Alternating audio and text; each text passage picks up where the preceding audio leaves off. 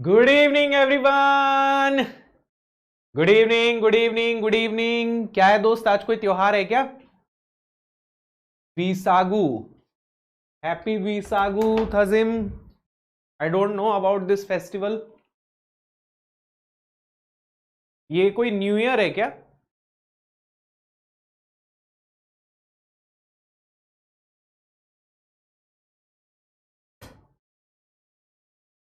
अरे वाह, बढ़िया है यार।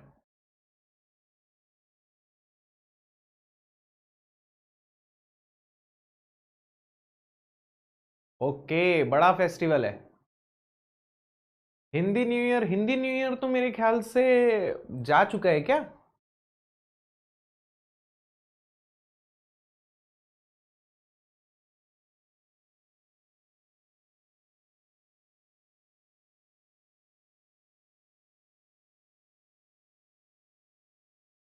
ओके, चलिए। अच्छा लगा ये जान के कि आपके इतने बड़े त्योहार के दिन भी आप क्लास अटेंड कर रहे हो। That shows your dedication. अच्छा, बैसाखी। चलिए, इस तरीके से ही डेडिकेटेड रहना यार। अगर आप लोगों ने साल भर ऐसा ही डेडिकेशन दिखा दिया ना, देन गारंटी के साथ मैं बोल सकता हूं कि आप लोगों की रैंक तय है। क्योंकि आप लोगों को मैंने ऑलरेडी आइडिया दिया ही है कि कंपटीशन बहुत ज्यादा नहीं है अब। ठीक है, वो एक जमाना था, हुआ क्या था ना, बीच में कुछ टाइम के लिए पता नहीं क्यों कंपटीशन बहुत जबरदस्त तरीके से इंक्रीज हो गया था। जिसकी वजह से ये हो रहा था कि ना, मैकेनिकल में खासकर अगर आपके 80-85 मार्क्स नहीं आते तो आपको कुछ अच्छा तो वैसे 50-60 में भी उस टाइम भी मिल रहा था, लेकिन वैसा नहीं मिल पा रहा था जैसा आप चाह रहे थे। जैसे पीएसयूज या आईआईटीज की बात करूं मैं ना, तो 70-75 प्लस या 80 उतने में ही मिल रहा था, वरना उससे कम मार्क्स में नहीं मिल पा रहा था। तो बीच में एक ऐसा मिसकंसेप्शन बच्चों के मन में बैठ गया कि अगर हम इतना रैंक नहीं लेके आएंगे, इतना स्कोर नहीं करेंगे, तो फिर हमें पीएसयू नहीं मिलेगा या आईआईटी नहीं मिलेगा। लेकिन वो बीच के कुछ सालों के लिए ही था। पिछले 2 साल का ट्रेंड मैं आपको ऑलरेडी बता चुका हूं। अगर आपने मेरा वो यूट्यूब वीडियो नहीं देखा हो तो एक बार देखना भी, कि ना उसमें मैंने आपको पूरा शो किया है पिछले 2 सालों से कंपटीशन लेवल जो है वो पहले जैसा हो गया है। अगर आप 50-60 मार्क्स लेके आ रहे हो, then it is going to be great. मतलब आपको पीएसयू भी मिल सकता है, आपको आईआईटी तो मिलना तय है। और इस बार मिल भी रहा है बच्चों को। 50-55-60 मार्क्स में भी बहुत अच्छा मिल रहा है। तो आपको 50-60 मार्क्स में ही जब इतना कुछ मिल सकता है, मतलब उसके लिए आपको बहुत ज़्यादा मेहनत करने की ज़रूरत नहीं है। 50-60 मार्क्स के लिए आपको ना दिन रात एक करने की ज़रूरत नहीं है, बस कंसिस्टेंट रहना है। क्लास में जो बताया जा रहा है और हम जो रिसोर्सेज दे रहे हैं, बस उसको आप फॉलो करते रहिए and you can easily score 55-60 marks. ठीक है, कोई इम्पॉसिबल टास्क नहीं है दोस्त, मैं आपको लिख के दे रहा हूं। बस क्लास में जो बताया जा रहा है ना, जो भी टीचर करवा रहे हैं, क्लास के नोट्स, क्लास के क्वेश्चंस, डीपीपी के क्वेश्चंस, वीकली टेस्ट के क्वेश्चंस, प्रीवियस ईयर क्वेश्चंस, बस इतना कर लो।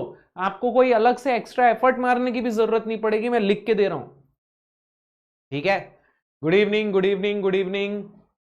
चलिए, तो बेटा ये नया चैप्टर हम स्टार्ट कर रहे हैं called energy methods. Energy methods का मतलब क्या है? देखिए, हमें अगर स्ट्रेसेस या डिफॉर्मेशन कैलकुलेट करने होते हैं ना, तो हम वो एनर्जी के थ्रू भी कैलकुलेट कर सकते हैं। जैसे इंजीनियरिंग मैकेनिक्स में हम कंजर्वेशन ऑफ एनर्जी लगाते थे ना, कुछ ऐसे क्वेश्चंस होते थे जहां कंजर्वेशन ऑफ एनर्जी लगा के सवाल बनाते थे, वैसा ही कुछ हम स्ट्रेंथ ऑफ मटेरियल्स में भी कर सकते हैं। ओके, कंजर्वेशन ऑफ एनर्जी से भी स्ट्रेसेस और डिफॉर्मेशन कैलकुलेट हो सकते हैं। अब वो कैसे होता है, इस चैप्टर में हम लोगों को बेसिकली वही पढ़ना है। Okay, good evening, good evening. Test बेकार गया, 3 क्वेश्चन नहीं आ रहे थे, कोई बात नहीं दोस्त। देखो, आपसे क्वेश्चन नहीं बना वो ज्यादा इंपॉर्टेंट नहीं है, ज्यादा इंपॉर्टेंट ये है कि आपने उस क्वेश्चन का सोल्यूशन देख के समझा क्या दिक्कत हो रही थी, कहां गलती कर रहे थे, वो चीज समझ गए।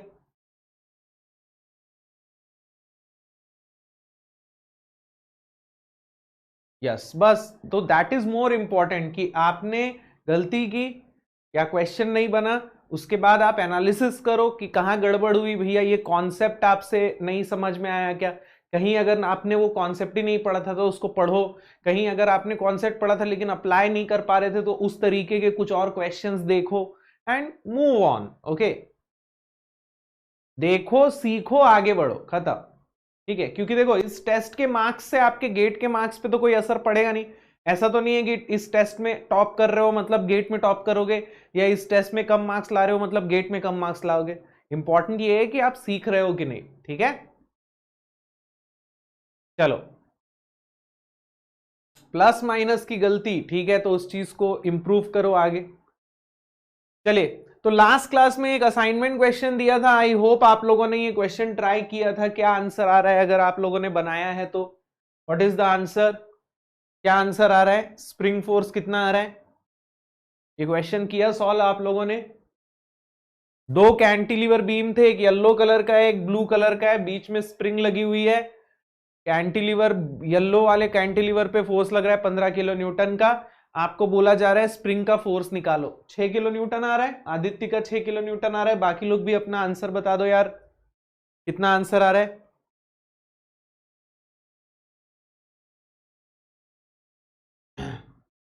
बाकी लोगों ने नहीं ट्राई किया क्या?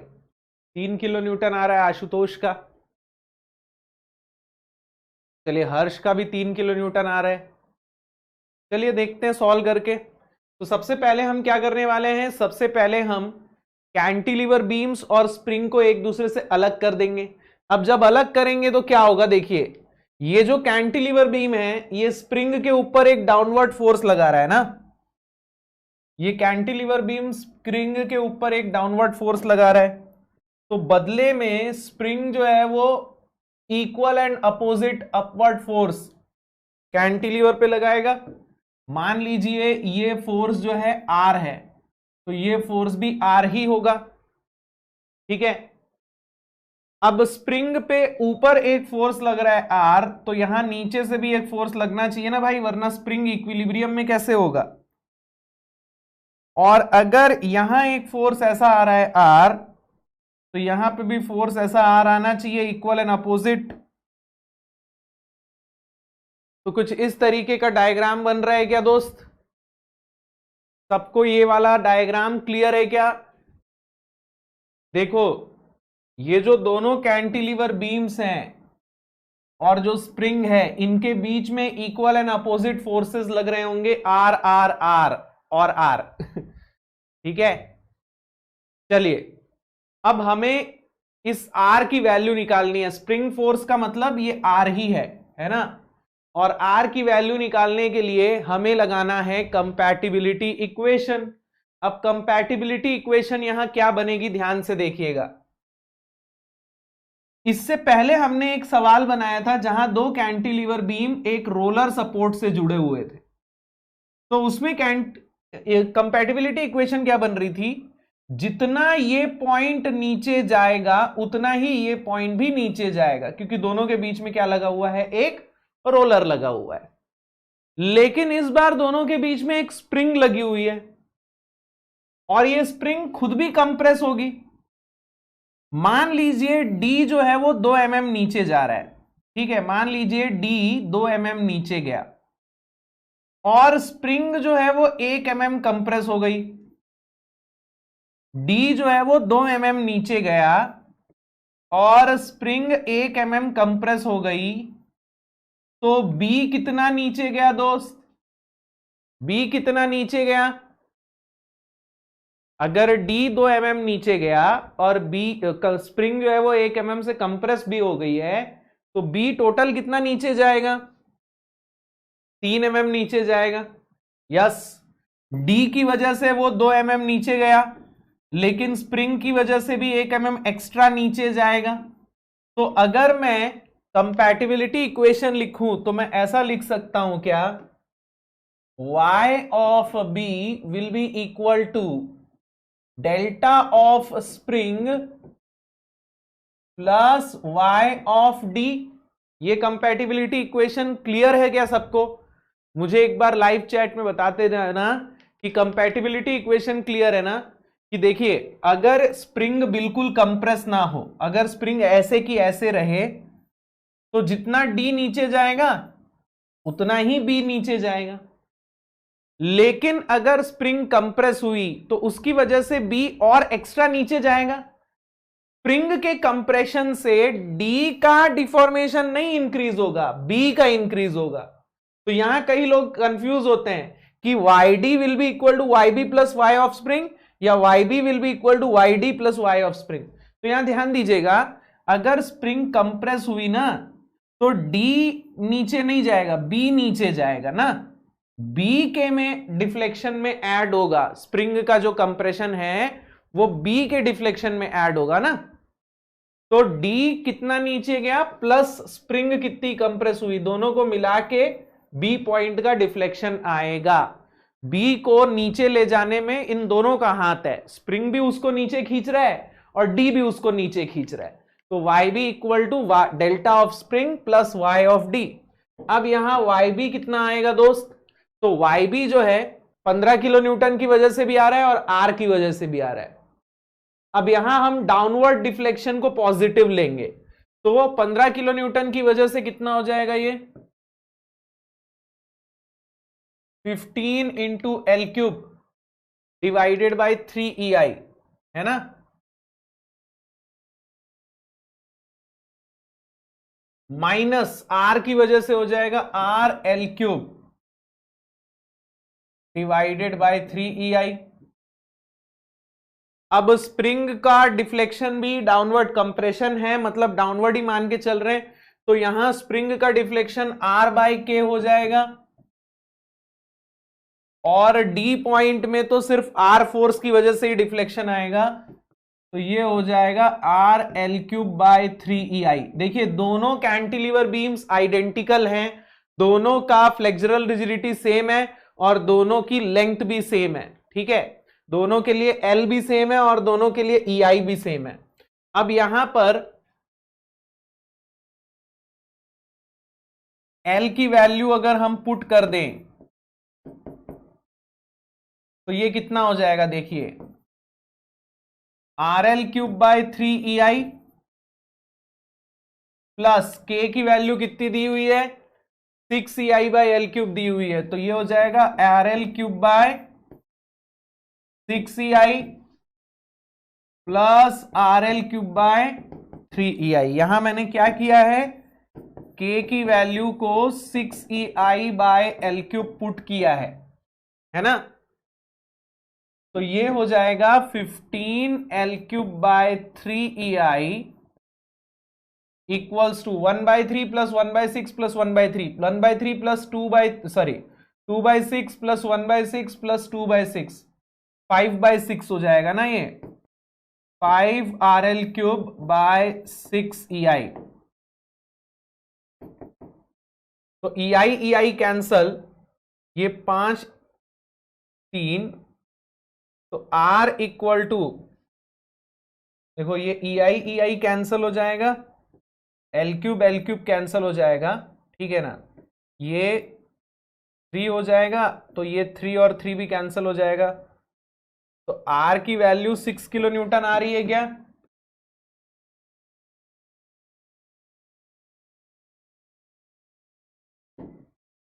R equals to 6 kilo newton आ रहा है। इतना आ रहा है क्या यार, कंफर्म करेंगे सबका इतना आ रहा है क्या।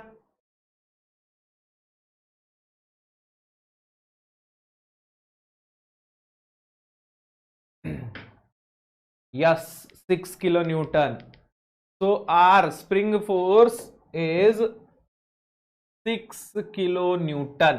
15 किलोमीटर में से स्प्रिंग में कितना फोर्स जा रहा है, 6 किलो न्यूटन। बहुत बढ़िया यार, बहुत बढ़िया, बहुत बढ़िया। चलिए आगे बढ़े, आगे बढ़े। चलिए तो अगले टॉपिक पे चलते हैं और हमारा अगला टॉपिक है स्ट्रेन एनर्जी। आज की क्लास में हम लोग क्या करने वाले हैं, आज की क्लास में हम स्ट्रेन एनर्जी का कैलकुलेशन देखने वाले हैं। स्ट्रेन एनर्जी क्या होता है ये हम लोगों ने ऑलरेडी फर्स्ट चैप्टर में पढ़ा था। अगर आपको याद नहीं हो तो थोड़ा मैं आपको स्ट्रेन एनर्जी के बारे में पहले बता दूंगा। उसके बाद हम क्या करने वाले हैं, हम पढ़ने वाले हैं अलग अलग लोडिंग के केसेस में स्ट्रेन एनर्जी को कैसे कैलकुलेट करना है। और ये हम लोग क्यों कर रहे हैं? क्योंकि हम स्ट्रेन एनर्जी को यूज करके स्ट्रेसेस और डिफॉर्मेशन कैलकुलेट कर सकते हैं। मैंने आपको बताया ना कि conservation of energy engineering mechanics में लगाते थे कुछ सवालों को बनाने के लिए, वैसे ही स्ट्रेंथ ऑफ मटेरियल्स में भी कंजर्वेशन ऑफ एनर्जी हम लगा सकते हैं। अब लेकिन हम कंजर्वेशन ऑफ एनर्जी जब लगाएंगे तो हमें पहले स्ट्रेन एनर्जी कैलकुलेट करना आना चाहिए, तब तो हम स्ट्रेन एनर्जी की इक्वेशन बना पाएंगे। जैसे कंजर्वेशन ऑफ एनर्जी में काइनेटिक एनर्जी और पोटेंशियल एनर्जी लिखते हैं ना, अगर आपको काइनेटिक एनर्जी की इक्वेशन लिखना नहीं आता तो कंजर्वेशन ऑफ एनर्जी लगा पाओगे क्या? नहीं लगा पाओगे। पोटेंशियल एनर्जी नहीं आता तो लगा पाओगे? नहीं।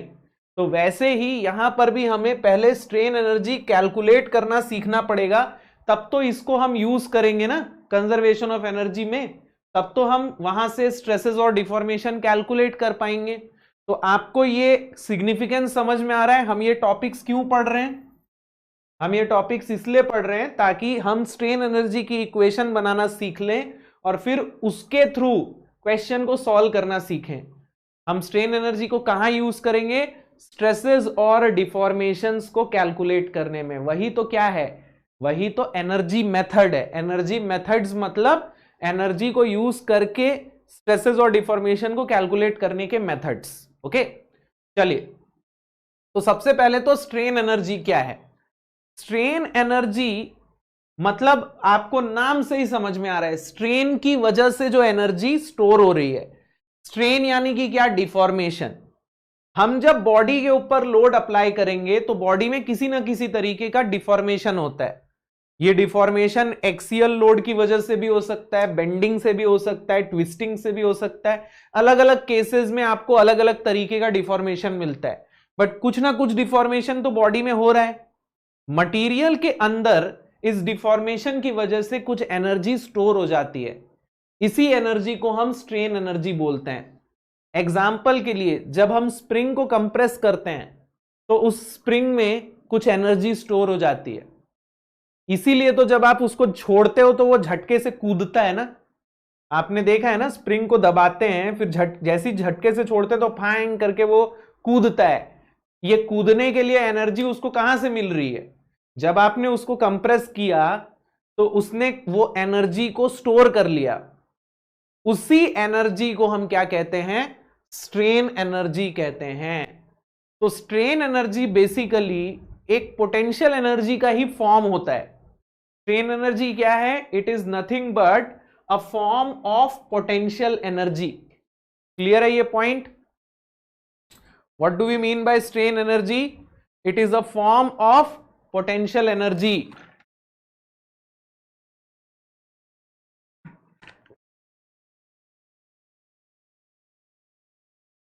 ठीक है, चलिए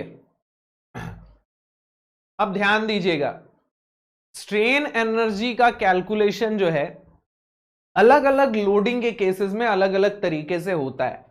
तो अब हम देखेंगे एक एक करके स्ट्रेन एनर्जीज को कैसे कैलकुलेट करते हैं। तो हमें 3 टाइप की लोडिंग कंडीशन कंसिडर करनी है। Strain energy due to axial load, strain energy due to bending and strain energy due to torsion. ठीक है, strain energy due to axial load, strain energy due to bending and strain energy due to torsion. ठीक है, तो चलिए तीनों cases में देखते हैं कि स्ट्रेन एनर्जी का इक्वेशन कैसे कैलकुलेट किया जाता है। तो सबसे पहले हम एक्सियल लोड के केस में देखेंगे स्ट्रेन एनर्जी कैसे कैलकुलेट होती है। ओके, तो मान लीजिए एक प्रिज्मेटिक बार है। क्या है? प्रिज्मेटिक बार है। ओके, इस प्रिज्मेटिक बार में एक एक्सियल लोड लग रहा है P। अब मैं इस प्रिज्मेटिक बार में कैलकुलेट करना चाहता हूं कि स्ट्रेन एनर्जी कितनी स्टोर हो रही है। ओके, अब ध्यान दीजिएगा, यहां जो लोड लग रहा है ना, ये लोड हम अज्यूम करके चलते हैं ग्रेजुअली अप्लाइड लोड है। आगे मैं इसके बारे में आपको डिटेल में बताऊंगा। हम अज्यूम कर रहे हैं कि ये लोड जो है वो ग्रेजुअली अप्लाइड लोड है। इनफैक्ट हम स्ट्रेंथ ऑफ मटेरियल में क्या, हर सब्जेक्ट में जब भी लोड को कंसिडर करते हैं हम अज्यूम करके चलते हैं it's a gradually applied load. अब ग्रेजुअली अप्लाइड होने का मतलब क्या होता है, ध्यान से समझना। ग्रेजुअली अप्लाइड होने का मतलब है कि ये लोड एकदम से इस बॉडी के ऊपर एक्ट नहीं करता है, धीरे धीरे धीरे धीरे ये इंक्रीज होता है। जैसे मान लीजिए मैंने बोला एक बॉडी पे 10 किलो न्यूटन का फोर्स लग रहा है, तो ये फोर्स 10 किलो न्यूटन एकदम से नहीं इंक्रीज हुआ, 0 से 10 किलो न्यूटन तक स्टेप्स में धीरे धीरे धीरे धीरे धीरे धीरे इंक्रीज हुआ। ठीक है, उसी को हम ग्रेजुअली अप्लाइड लोड कहते हैं। आगे मैं आपको ना डिटेल में समझाऊंगा ग्रेजुअली अप्लाइड लोड क्या होता है। ओके, अब देखो हमें कैलकुलेट करना है कि इस लोड की वजह से इस बार में स्ट्रेन एनर्जी कितनी स्टोर हो रही है। ओके, तो ध्यान से देखना, इस लोड की वजह से बार का जो लेंथ में चेंज होगा, अगर मैं उसके और लोड के बीच में एक ग्राफ प्लॉट करूं तो मेरे को कुछ इस प्रकार का ग्राफ मिलेगा।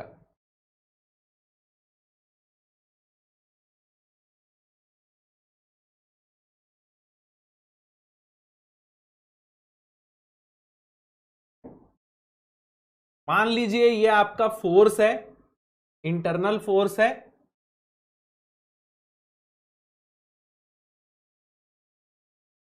और ये है आपका एलोंगेशन।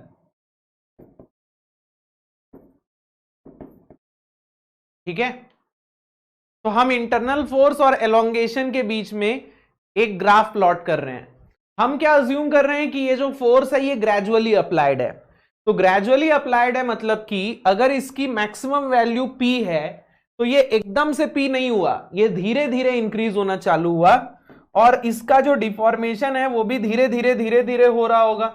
तो इस टाइप का कुछ हमें ग्राफ मिलेगा क्या? इस टाइप का कुछ हमें ग्राफ मिलेगा क्या?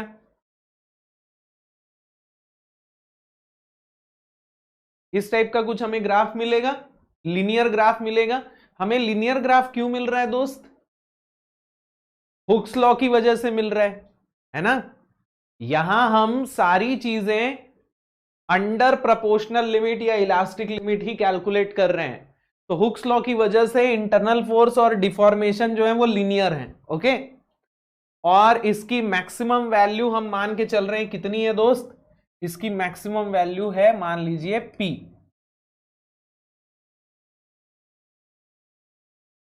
तो ये लोड कितना हो गया दोस्त? ये लोड हो गया आपका P, और ये डिफॉर्मेशन कितना हो गया? Delta L। ओके, अब ध्यान दीजिएगा, ये जो कर्व आपको मिल रहा है ना, इसका ये एरिया अगर मैं कैलकुलेट कर लूं, if I calculate this area, then this area will be equal to the strain energy stored in the material. ये एरिया क्या होगा? ये एरिया इसके स्ट्रेन एनर्जी के बराबर हो जाएगा। ओके, आपको शायद याद आ रहा होगा कि हमने फर्स्ट चैप्टर में स्ट्रेस वर्सेस स्ट्रेन का जब ग्राफ बनाया था, स्ट्रेस वर्सेस स्ट्रेन का जब ग्राफ बनाया था, तो मैंने आपको बोला था कि आप उसका एरिया कैलकुलेट करोगे, आपको क्या मिलेगा? आपको क्या मिलेगा? आपको मिलेगा strain energy per unit volume. अगर आप स्ट्रेस वर्सेस स्ट्रेन का ग्राफ बनाते हो, अगर आप स्ट्रेस वर्सेस स्ट्रेन का ग्राफ बनाते हो, अगर मैं यहां सेम यही ग्राफ बनाऊं लेकिन स्ट्रेस वर्सेस स्ट्रेन के बीच में बनाऊं,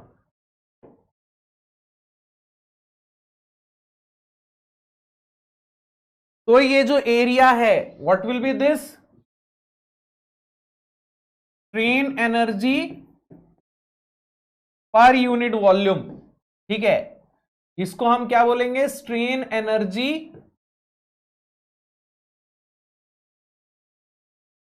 पर यूनिट वॉल्यूम।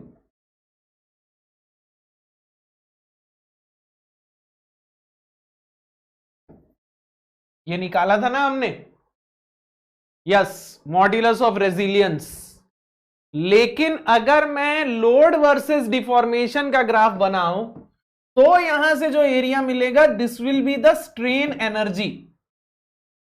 ठीक है, this will not be strain energy per unit volume, ये strain energy per unit volume था, ये सिर्फ स्ट्रेन एनर्जी है। तो स्ट्रेन एनर्जी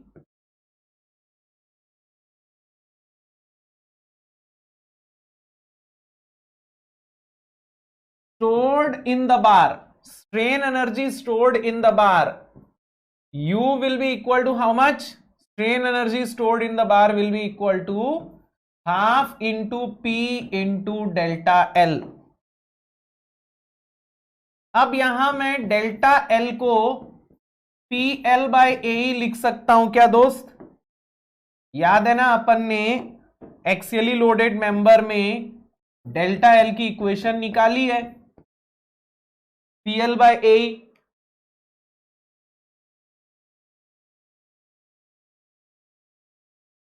राइट, तो उस केस में U क्या हो जाएगा दोस्त, मुझे बताना जरा। उस केस में U ऐसा बन जाएगा क्या,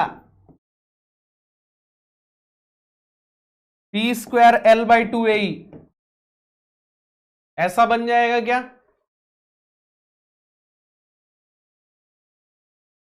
U will be equal to P square L by 2AE. This is the equation of strain energy stored in the bar under axial load। अब इस स्ट्रेन एनर्जी की यूनिट क्या होगी, कोई मुझे बता सकता है? What will be the unit of the strain energy? फटाफट से बताओ, what will be the unit of this strain energy? इसकी यूनिट क्या होगी? यूनिट बताओ, यूनिट क्या होगी? वेरी गुड, एसआई यूनिट इसकी जूल्स होती है, जिसको हम न्यूटन पर मीटर भी बोल सकते हैं। अगर मैं एसआई यूनिट देखूं ना, तो जूल्स भी लिख सकते हो, न्यूटन पर मीटर बोल रहा हूं यार, सॉरी, न्यूटन मीटर भी बोल सकते हैं और जूल्स भी बोल सकते हैं। ठीक है, न्यूटन मीटर कैसे हो गया, तो ध्यान दीजिएगा, strain energy is nothing but force into this elongation ना, फोर्स न्यूटन में है, एलोंगेशन मीटर में है, तो यूनिट न्यूटन मीटर हो गई ना दोस्त। देखो ये एक्चुअली क्या है, ये एक्चुअली में वर्क डन है, एरिया अंडर द कर्व आपने जो निकाला है ना, एक्चुअली में it is the work done by this force on the bar. लेकिन आप अगर मान के चल रहे हो ना कि एनर्जी का कोई लॉस नहीं है, तो आपने जो वर्क डन किया है वही उसमें स्ट्रेन एनर्जी के फॉर्म में स्टोर हो रहा है, इसीलिए हम इस एरिया को वर्क डन की जगह सीधे लिख दे रहे हैं स्ट्रेन एनर्जी। एक्चुअल में यहां से आपको क्या मिल रहा है, एक्चुअल में यहां से आपको वर्क डन मिल रहा है। आप अगर फोर्स और डिफॉर्मेशन के नीचे का एरिया निकालोगे तो एक्चुअल में वर्क डन मिल रहा है, लेकिन चूंकि यहां हम अज्यूम करके चल रहे हैं कि एनर्जी का कोई लॉस नहीं है, तो work done is equal to strain energy, वहीं से हमें ये इक्वेशन मिली। अब वर्क डन क्या होता है, फोर्स इंटू डिस्प्लेसमेंट होता है, यानी न्यूटन मीटर। तो न्यूटन मीटर भी लिख सकते हैं, जूल्स भी लिख सकते हैं। ठीक है, यूनिट क्लियर है आपको? अब ध्यान दीजिएगा, यहां हम अज्यूम करके चल रहे हैं कि ये बार जो है प्रिज्मेटिक है, यानी कि इसका एरिया कांस्टेंट है, इसका मटेरियल होमोजिनस है और इसमें लोड भी कांस्टेंट लग रहा है। अगर मान लीजिए ऐसा नहीं हुआ, अगर मान लीजिए आपको इस तरीके का बार दे दिया, तो आप क्या कीजिएगा?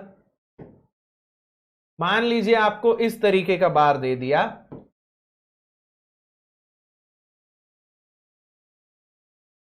फोर्स कांस्टेंट है, मान लीजिए मटेरियल भी सेम है, लेकिन एरिया अलग अलग है, तो आप क्या कीजिएगा? यहां यू निकालने के लिए क्या करेंगे, बता दो। अरे जैसे एलोंगेशन निकालते थे ना, कि अगर मुझे इस पूरे बार का यू चाहिए, तो हम क्या करेंगे, ए बी के लिए अलग निकाल लेंगे, BC के लिए अलग निकाल लेंगे और दोनों को ऐड कर देंगे। यस, अलग अलग निकाल के दोनों को ऐड कर देंगे। Very good. तो यहां टोटल स्ट्रेन एनर्जी आ जाएगी। चलिए इस केस में तो आप समझ गए। अब मुझे ये बताइए, अगर इस तरीके का कोई केस हुआ तब आप क्या करेंगे?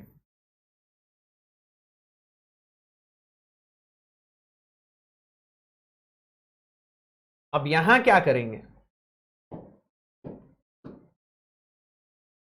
अगर एक टेपर्ड बार में निकालने के लिए बोल दिया जाए तो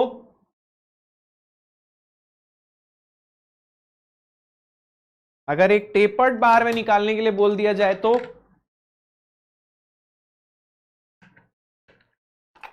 वेरी गुड यार, वेरी गुड वेरी गुड। तो यहां आप एक छोटा सा एलिमेंट कंसीडर करेंगे। You will consider a very small element.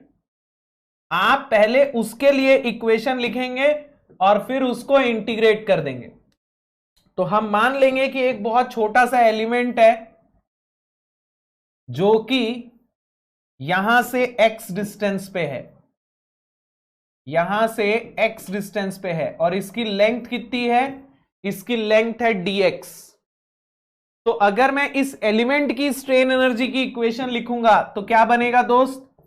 Element की स्ट्रेन एनर्जी की इक्वेशन क्या बनेगी? देखो P²L/2AE। तो एलिमेंट के ऊपर फोर्स मान लीजिए P ही लग रहा है, एलिमेंट के लिए फोर्स मान लीजिए P है, एलिमेंट की लेंथ लेकिन dx है। तो इसके लिए फॉर्मूला हो जाएगा P² dx/2AE। और फिर हम क्या करेंगे? उसको इंटीग्रेट कर देंगे। तो यहां से आपको पूरे बार का स्ट्रेन एनर्जी का इक्वेशन मिल जाएगा। क्लियर है क्या? और मैं आपको बता दूं एक मजेदार बात, इस सेम कॉन्सेप्ट के ऊपर, ये इंटीग्रेशन के ऊपर इस साल 2023 में गेट में एक सवाल आ चुका है। आपको एक क्वेश्चन दिया था जिसमें बार था, सेल्फ वेट की वजह से उसमें स्ट्रेन एनर्जी निकालना था। तो सेल्फ वेट की वजह से अगर स्ट्रेन एनर्जी निकालना होगा तब भी ये सेम कॉन्सेप्ट लगाएंगे क्या? हम लोग इंटीग्रेट करके ही निकालेंगे, क्योंकि अगर सेल्फ वेट लग रहा है तो आपका P कांस्टेंट नहीं होता है। याद है हम लोगों ने डेल्टा L निकालने के लिए प्रोसीजर किया था सेल्फ वेट के क्वेश्चन में, कि अगर सेल्फ वेट लग रहा है तो वहां आपका P कांस्टेंट नहीं होता, अलग अलग क्रॉस सेक्शन में अलग अलग P लगता है। तो वहां हम P की इक्वेशन बनाते हैं, फिर इंटीग्रेट करके डेल्टा L निकालते हैं। सेम वही चीज आप U निकालने के लिए भी करेंगे, ठीक है? तो ये क्वेश्चन PYQ में मैंने आप लोगों को सॉल्व करके दिया हुआ है, PYQs अपलोडेड है, उसका सॉल्यूशन आप लोग देखिएगा। लेकिन मैं चाहता हूं पहले खुद से सॉल्व कीजिएगा। PYQs आप लोग पहले खुद से सॉल्व करना, उसके बाद ही सॉल्यूशन देखना। PYQs को लेक्चर की तरह नहीं देख लेना है कि सर का PYQ का सॉल्यूशन अपलोड हो गया, लगा दिए लेक्चर की तरह और बढ़िया पॉपकॉर्न लेके बैठ गए। वैसा नहीं करना है।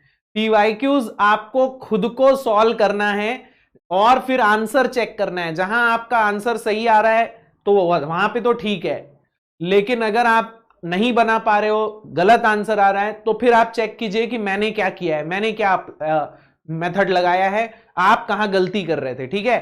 तो एक ना सेल्फ वेट का क्वेश्चन है यू निकालने का, वो क्वेश्चन आप खुद से पहले बनाना, और अगर नहीं बनेगा तो फिर सॉल्यूशन देखना, ठीक है? चलिए, तो एक सवाल हम लोग कर लेते हैं स्ट्रेन एनर्जी के कैलकुलेशन के ऊपर, छोटा सा। चलिए ये वाला सवाल कर लीजिए यार फटाफट से। ऐसे सवाल भी 2-3 बार आ चुके हैं ना गेट में, ऐसे सवाल भी 2-3 बार गेट में आए हैं। Okay, find the strain energy stored in the stepped bar shown in figure. Young's modulus 200 gigapascal है। तो एक स्टेप्ड बार दिया हुआ है, एरिया अलग अलग है और फोर्स भी अलग अलग है, लेकिन यहां इंटीग्रेट करने की जरूरत नहीं है। तो यहां हम क्या करेंगे? हम सबसे पहले इसे 2 हिस्सों में बांट देंगे। इसको बोल देंगे हम AB और इसको हम बोल देंगे BC, ठीक है? अब U की वैल्यू जो है AB के लिए अलग निकाल लीजिए, BC के लिए अलग निकाल लीजिए। तो ये हम ऐसा कर सकते हैं, U = U of AB plus U of BC। यानी कि P square L bye 2AE of AB plus P square L bye 2AE of BC। अब ध्यान दीजिएगा, AB और BC के लिए लेंथ, एरिया और यंग्स मॉड्यूलस तो हमें दिया हुआ है, लेकिन P की वैल्यू हमें खुद निकालनी पड़ेगी। P क्या होता है दोस्त? P इंटरनल फोर्स होता है, P इंटरनल फोर्स होता है, ठीक है ना। अच्छा ये mm होगा, हाँ ये गलती से मीटर लिखा गया है, ठीक है ये mm होगा। वो तो अंडरस्टूड था यार, गलती से ही लिखा है। चलो तो ध्यान दीजिएगा, P कैसे निकालते हैं दोस्त, याद है ना कि भूल गए हो? Internal force in AB and internal force in BC, याद है ना कैसे निकालते हैं?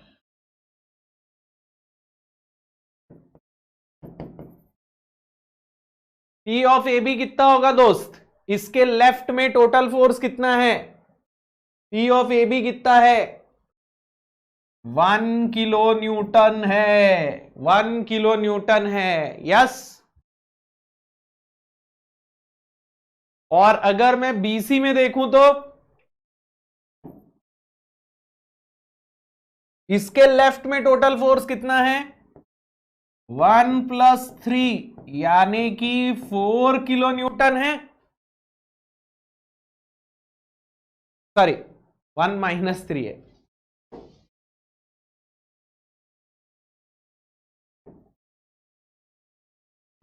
-2 किलो न्यूटन है। अब यहां एक इंटरेस्टिंग चीज बताता हूं आपको, देखिए AB में टेंसाइल फोर्स है, यानी AB में एलोंगेशन होगा, बट BC में कंप्रेसिव फोर्स लग रहा है, यानी BC में कंप्रेशन होगा। लेकिन स्ट्रेन एनर्जी दोनों में पॉजिटिव ही आएगी। ऐसा नहीं है कि एलोंगेशन की वजह से स्ट्रेन एनर्जी पॉजिटिव होगी और कंप्रेशन की वजह से स्ट्रेन एनर्जी नेगेटिव होगी। बेटा एनर्जी का साइन कन्वेंशन ऐसा नहीं होता। डेल्टा एल हो गया या सिग्मा हो गया तो वहां टेंसाइल पॉजिटिव, कंप्रेसिव नेगेटिव होता है, but strain energy will always be positive. Strain energy negative हो ही नहीं सकती, स्ट्रेन एनर्जी कभी नेगेटिव नहीं हो सकती। Strain energy is a form of potential energy and potential energies are never negative. Potential energy positive हो सकता है, पोटेंशियल एनर्जी जीरो हो सकता है, नेगेटिव नहीं हो सकता। आप यहां फॉर्मूले में देखिए, जब आप P को नेगेटिव रखेंगे उसका स्क्वायर होगा तो वो अपने आप ही पॉजिटिव हो जाएगा। तो इसीलिए स्ट्रेन एनर्जी के केस में आपको लोड का साइन कंसीडर करने की जरूरत नहीं है। आप इसको -2 रखोगे तो भी वही आएगा, +2 रखोगे तो भी वही आएगा। तो फटाफट से आप वैल्यूज पुट कर दीजिए और बता दीजिए कि U की वैल्यू कितनी आ रही है। आपको थोड़ा सा ना यूनिट का ध्यान देना पड़ेगा। फोर्स किलो न्यूटन में दिया है, लेंथ mm में दिया है, एरिया mm² में दिया है और यंग्स मॉड्यूलस गीगा पास्कल में दिया है। तो यूनिट का ध्यान रखिएगा। आंसर अपने को चाहिए फाइनली न्यूटन mm में, न्यूटन mm में आंसर चाहिए। तो AB के लिए फोर्स कितना है दोस्त? AB के लिए फोर्स है 1 किलो न्यूटन। तो इसको मैं न्यूटन में कन्वर्ट कर देता हूं 1000। AB की लेंथ है 500 mm, AB का एरिया है 50 mm² और यंग्स मॉड्यूलस 200 गीगा पास्कल है, तो उसको मेगा पास्कल में कन्वर्ट करके रखना पड़ेगा ना, न्यूटन पर mm² में रखना पड़ेगा। देन BC के लिए फोर्स कितना होगा? तो BC में फोर्स -2 किलो न्यूटन है, तो ये -2000 का स्क्वायर, लेंथ कितनी हो जाएगी? 300 mm हो जाएगी, डिवाइडेड बाय 2 इंटू एरिया कितना है? तो एरिया इसका 100 mm² है और यंग्स मॉड्यूलस कितना है? 200 इंटू 10⁻³ तो U की वैल्यू कितनी आ गई? What is the value of U?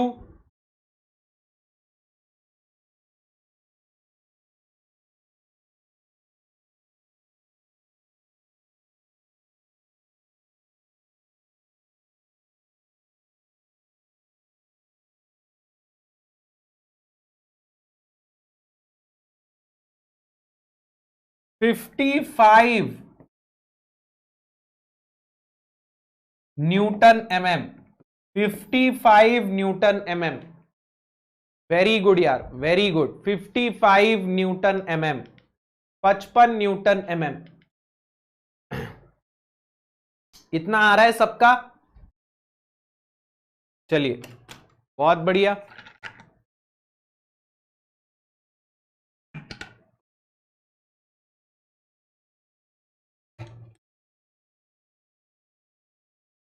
चलो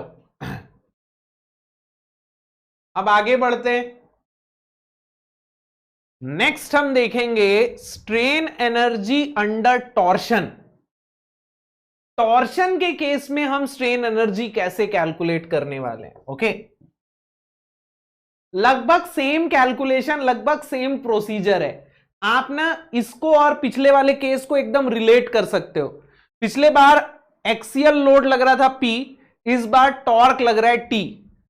पिछली बार हमको चेंज इन लेंथ मिल रहा था, डिफॉर्मेशन के केस में डिफॉर्मेशन क्या मिल रहा था? चेंज इन लेंथ मिल रहा था।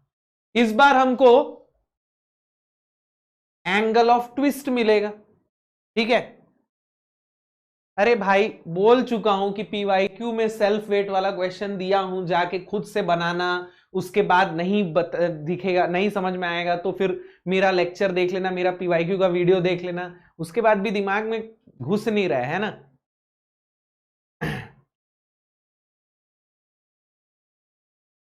चलो, तो आप ना इसको एकदम रिलेट कर सकते हो कि P की जगह यहां T आ गया है और डेल्टा L की जगह यहां थीटा आ गया है, बस, बाकी और कोई चेंज नहीं है। ठीक है, अब ध्यान दीजिएगा, अगर मैं यहां टॉर्क और एंगल ऑफ ट्विस्ट के बीच में ग्राफ प्लॉट करूं, अगर मैं यहां टॉर्क और एंगल ऑफ ट्विस्ट के बीच में ग्राफ प्लॉट करूं, तो यहां भी मुझे एक ऐसा लीनियर ग्राफ मिलेगा क्या? बिल्कुल मिलेगा। क्यों? क्योंकि यहां भी हम यही अज्यूम करके चल रहे हैं कि जो लोड होगा वो ग्रेजुअली अप्लाइड होगा, है ना। और यहां पे भी हम अज्यूम करके चल रहे हैं कि हुक्स लॉ वैलिड, बस यहां पे P की जगह आ जाएगा T और डेल्टा L की जगह आ जाएगा थीटा। यस, तो ये जो एरिया होगा ये हो जाएगा आपका strain energy. Yes, this will be your strain energy.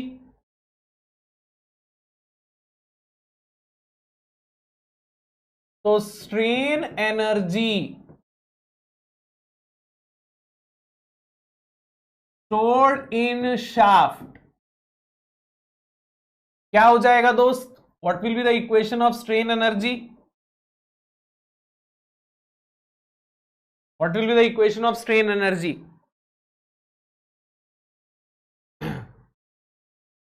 Strain energy stored in the shaft will be equal to half into T into theta। अब मुझे थीटा की इक्वेशन पता है, थीटा कितना होता है? TL/GJ होता है ना।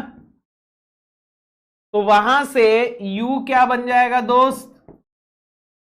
T²L/2GJ। ये बन गया क्या strain energy in the shaft?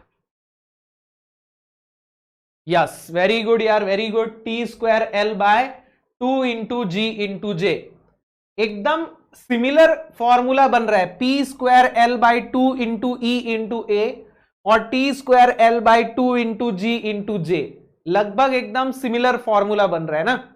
Yes, चलो अब यहां पे भी वही चीज है, अगर स्टेप्ड शाफ्ट देगा तो आप दोनों पार्ट का अलग अलग U निकाल के ऐड कर देना। अगर आपको टेपर्ड शाफ्ट टाइप का कोई क्वेश्चन दिया तो वहां इंटीग्रेट करके निकाल लेना। तो कॉन्सेप्ट वही है, सेम है ना, बस फॉर्मूले में थोड़ा सा डिफरेंस है। मतलब फॉर्मूला भी सिमिलर ही है, बस P की जगह T है ई की जगह जी है, ए की जगह जे है। बाकी पूरा प्रोसीजर फॉर्मूला लगभग सिमिलर है। अब यहां आपको अगर मैं स्ट्रेसेस के टर्म्स में यू निकालने के लिए बोलूं तो, अगर मैं स्ट्रेसेस के टर्म्स में यू निकालने के लिए बोलूं, जैसे आपको एक्सियल लोड के केस में स्ट्रेसेस के टर्म्स में फॉर्मूला क्या मिलता है, strain energy per unit volume मिलता है सिग्मा स्क्वायर बाय 2E, है ना। तो वैसे ही अगर यहां मैं स्ट्रेसेस के टर्म्स में फॉर्मूला निकालूं तो क्या मिलेगा दोस्त, ये आपका हो जाएगा टाउ और ये आपका हो जाएगा गामा, ठीक है। तो strain energy per unit volume क्या होगा दोस्त,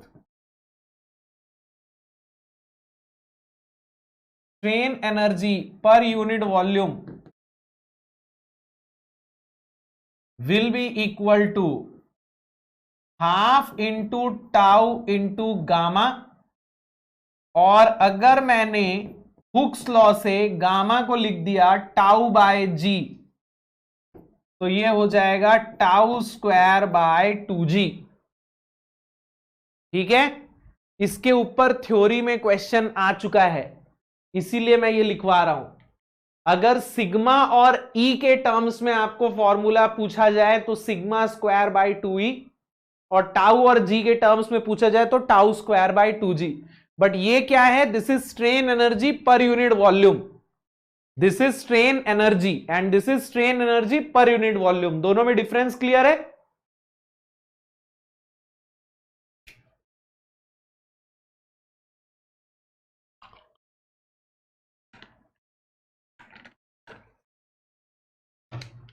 चलिए आगे बढ़ते हैं, एक सवाल करते हैं, फटाफट से ये वाला सॉल्व करके बताओ मुझे। Find the strain energy in the stepped circular shaft shown in figure, assume G equals to 80 giga pascal. बताओ यहां स्ट्रेन एनर्जी कितनी आएगी, स्टेप्ड शाफ्ट दिया हुआ है,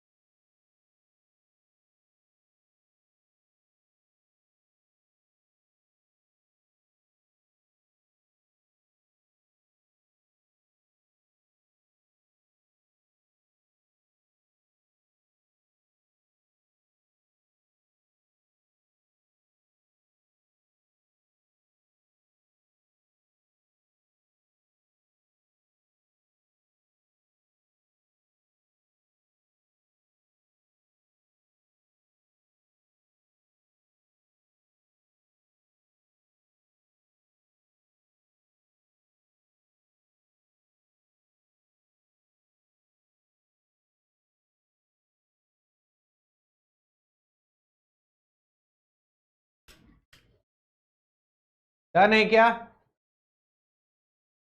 देखिए यहां भी हम इसको दो पार्ट में डिवाइड कर देते हैं, ए बी और बी सी। तो U will be equal to U of A B plus U of B C, यानी कि T square L by 2 into G into J of A B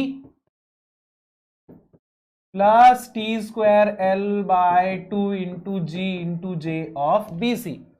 अब हमें ए बी और बी सी का torque पता होना चाहिए, तो हम सेक्शंस ले लेंगे। तो ए बी में टॉर्क कितना आ रहा है,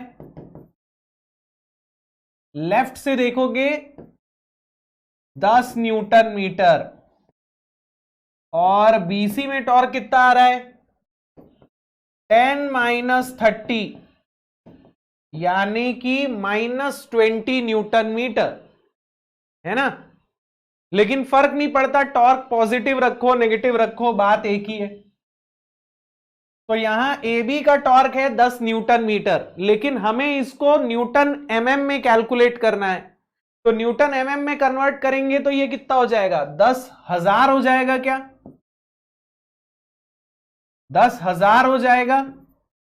इसकी लेंथ है 200, जी की वैल्यू आपको कितनी दी हुई है 80 गीगा पास्कल दी है, मेगा पास्कल में कन्वर्ट करेंगे, और जे हो जाएगा π/32 d⁴। इसका डायमीटर दिया हुआ है 10 mm। फिर बीसी के लिए टॉर्क -20 न्यूटन मीटर है, तो -20,000, वैसे आप प्लस भी रख दोगे तो कोई दिक्कत नहीं है। जी की वैल्यू इसके लिए भी सेम है, जे हो जाएगा π/32 d⁴। अब डायमीटर इसका 20 है, तो यहां से u की वैल्यू कितनी आ रही है दोस्त, फटाफट से बता दो।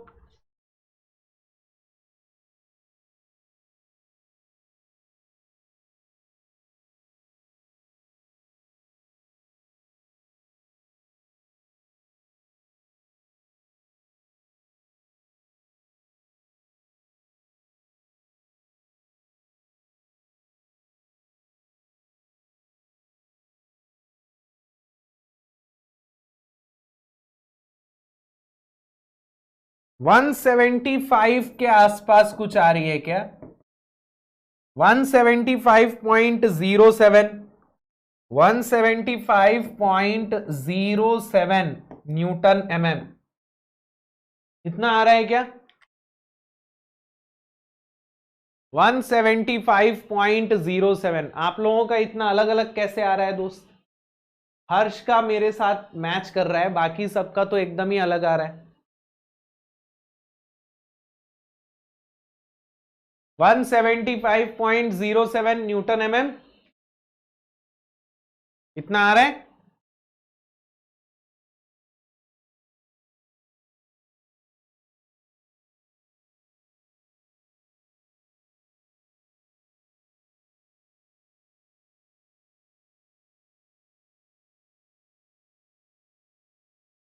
यस,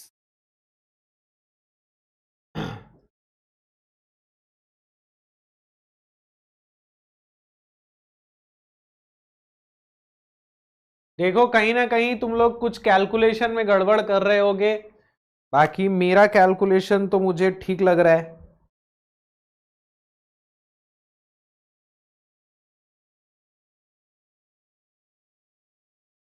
इतना आ रहा है क्या सबका, एक बार कंफर्म करना है यार।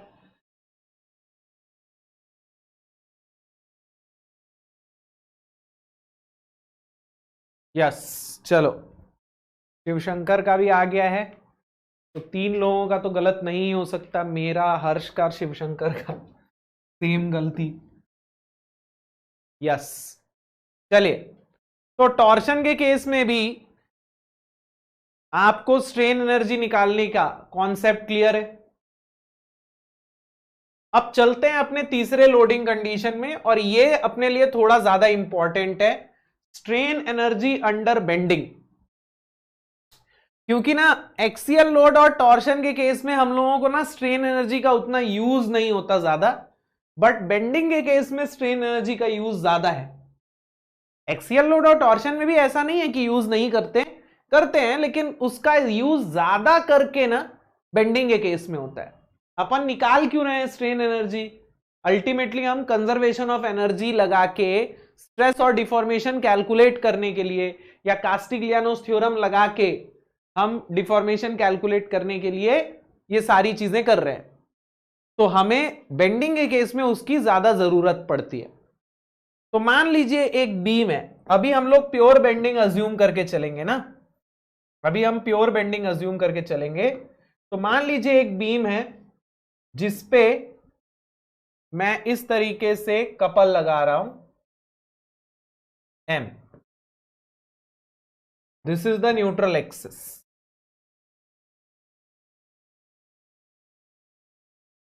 इस बीम की लेंथ है L.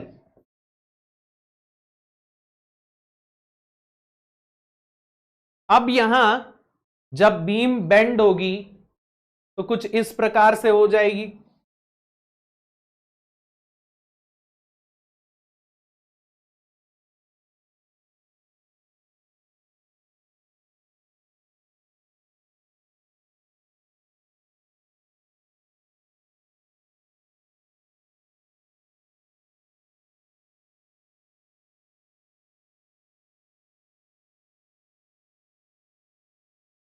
है ना?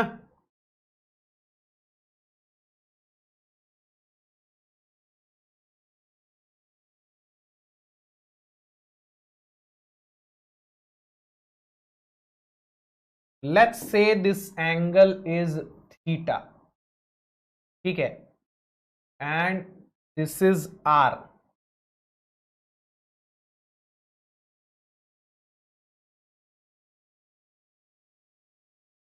This is R.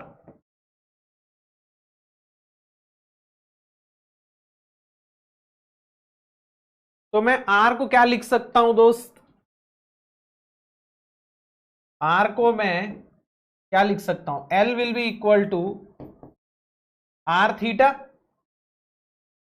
L will be equal to R theta. मैं ऐसा लिख सकता हूं क्या? Arc length L equals to R theta.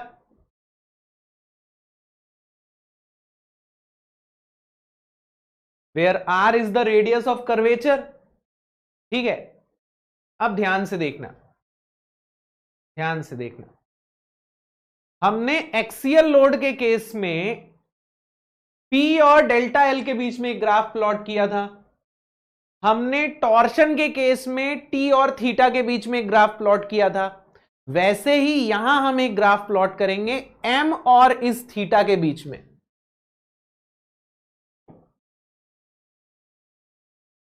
तो यहां हमारे लिए डिफॉर्मेशन ये थीटा है, तो यहां हम M और थीटा के बीच में ग्राफ प्लॉट करेंगे सेम उसी प्रकार से, और हमें यहां पे भी वैसा ही एक ग्राफ मिलेगा लीनियर, कछु इस प्रकार से। This will B M, this will B theta. ठीक है, थीटा क्या है? बेंड होने के बाद ये जो एंगल बन रहा है, जितना ज्यादा बेंडिंग होगी उतना कम ये एंगल बनेगा, उतना ज्यादा ये एंगल बनेगा, सॉरी, जितना ज्यादा बेंडिंग होगी उतना ज्यादा ये एंगल बनेगा ना।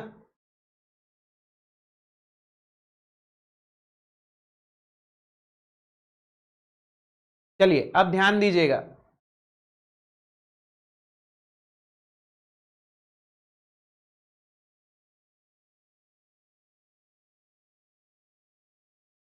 यहां स्ट्रेन एनर्जी की इक्वेशन क्या बन जाएगी? हाँ, कम बनेगा एंगल, सॉरी। यहां स्ट्रेन एनर्जी की इक्वेशन क्या बनेगी? U equal to half into M into theta बनेगी।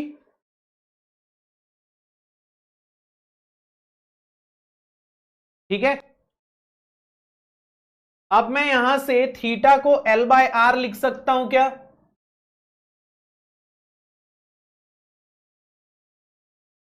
थीटा को L बाय आर लिख सकता हूं, यहां से थीटा को मैं L बाय आर लिख सकता हूं। Now M by I equal to E by R. इस इक्वेशन से 1 बाय आर को हम M बाय ई आई लिख सकते हैं।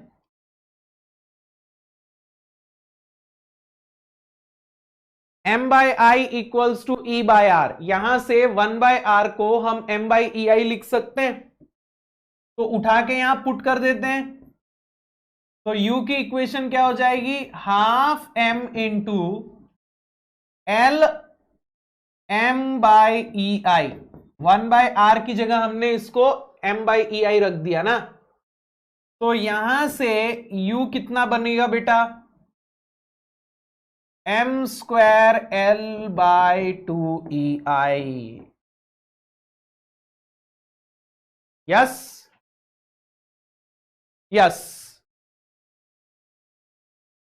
तो आपको यहां पे भी सिमिलर फॉर्मूला मिल रहा है, T square L by 2EA, T square L by 2GJ, M square L by 2EI। लेकिन ये जो फॉर्मूला हमने निकाला है ये सिर्फ प्योर बेंडिंग के लिए वैलिड है। यस, ये सिर्फ प्योर बेंडिंग के लिए वैलिड है।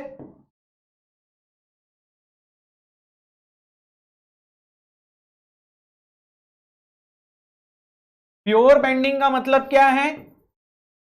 एम कांस्टेंट है ना? बट भाई एक्चुअल में एम कांस्टेंट रहेगा क्या? एक्चुअल केसेस में एम कांस्टेंट रहेगा क्या? एक्चुअल केस में बेंडिंग मोमेंट कांस्टेंट रहेगा? अगर मैं कैंटिलीवर या सिंपली सपोर्टेड या ओवरहैंग बीम कोई लूंगा तो वहां बेंडिंग मोमेंट कांस्टेंट नहीं होता, वहां बेंडिंग मोमेंट जो है वो एक्स के साथ वेरी करता है। तो उस केस में if M varies along the length,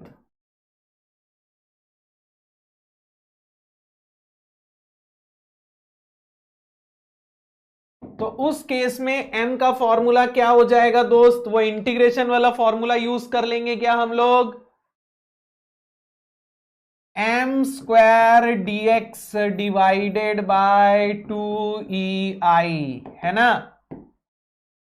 वही इंटीग्रेट करके पहले एक छोटे से एलिमेंट का हमने निकाला, फिर उसको इंटीग्रेट कर दिया तो हमको u मिल गया। सॉरी यहां m लिखा हुआ है, ये u आएगा। अब देखिए आपको ना एक्सियल लोड और टॉर्शन के केस में इंटीग्रेशन वाले फॉर्मूले की ज्यादा जरूरत नहीं पड़ती, बट बेंडिंग में तो हमेशा आपको यही फॉर्मूला लगाना है, क्योंकि बेंडिंग में m कभी भी कांस्टेंट नहीं होगा। बेंडिंग के केस में तो m हमेशा ही आपको x का फंक्शन मिलेगा ना। एक्सियल लोड और टॉर्शन में तो यूजुअली आपको p और t कांस्टेंट ही मिलता था, तो वहां कांस्टेंट वाला फॉर्मूला ज्यादा यूज होता है, ये वाला फॉर्मूला ज्यादा यूज होता है। बट बेंडिंग में हमेशा आपको इंटीग्रेशन वाला ही फॉर्मूला यूज करना पड़ेगा। क्लियर है? तो आपको बेंडिंग के केस में स्ट्रेन एनर्जी निकालने के लिए क्या करना पड़ेगा? सबसे पहले आप बेंडिंग मोमेंट की इक्वेशन बनाएंगे x के टर्म्स में, जैसे हम लोग डबल इंटीग्रेशन मेथड में करते थे ना, वैसे ही बेंडिंग मोमेंट की x के टर्म्स में इक्वेशन बनाएंगे, उसको यहां पुट करेंगे, इंटीग्रेट करेंगे और वहां से हमें स्ट्रेन एनर्जी की इक्वेशन मिलेगी। ठीक है, तो एक दो क्वेश्चन सॉल्व करके देखें।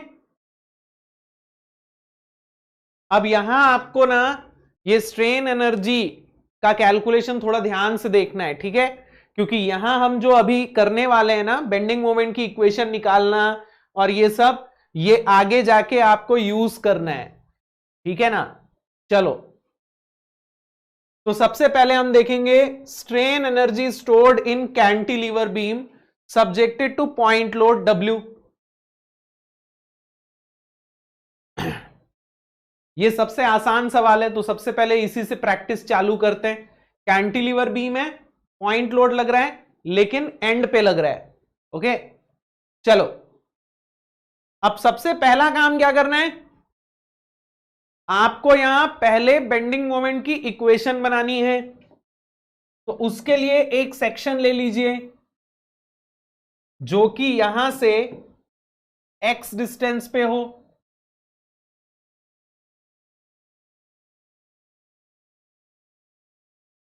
इसके लिए m की इक्वेशन क्या हो जाएगी?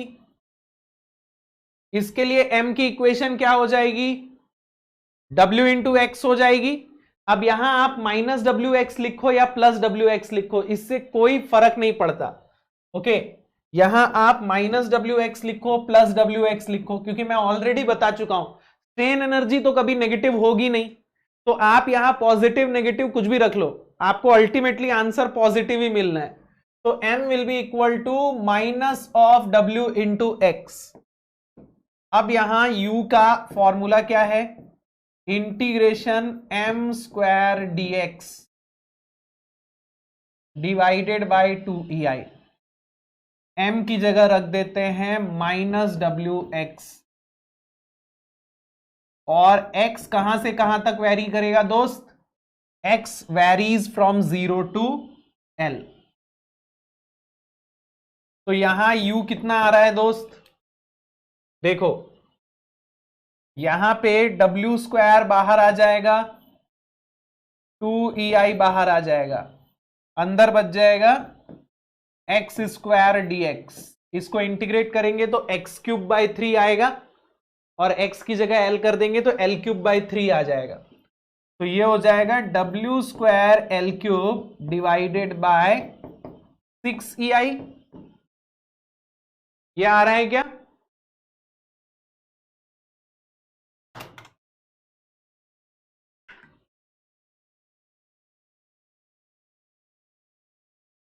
W² L³/6EI।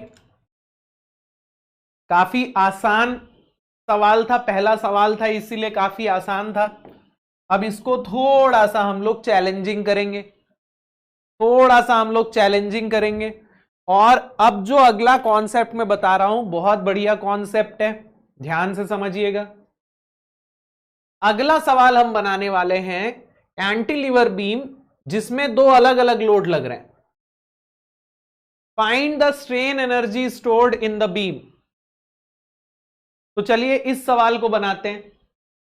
यहां अगर आप देखोगे तो इस पूरी बीम के लिए एक सिंगल इक्वेशन नहीं मिलेगी, है ना? इस बीम में हो क्या रहा है, ये इस वाली बीम से कैसे अलग है, क्लियर है? इस बीम में पूरी बीम के लिए बेंडिंग मोमेंट की एक सिंगल इक्वेशन थी, बट यहां क्या हो रहा है, यहां ए बी के लिए इक्वेशन अलग है, बीसी के लिए इक्वेशन अलग है, बट कोई दिक्कत नहीं है। आप क्या करेंगे, ए बी के लिए अलग इक्वेशन बना के यू निकालेंगे, बीसी के लिए अलग इक्वेशन बना के यू निकालेंगे, और फिर दोनों को हम ऐड कर देंगे, ठीक है? तो हम पहले ए बी के लिए इक्वेशन बना लेते हैं एम की।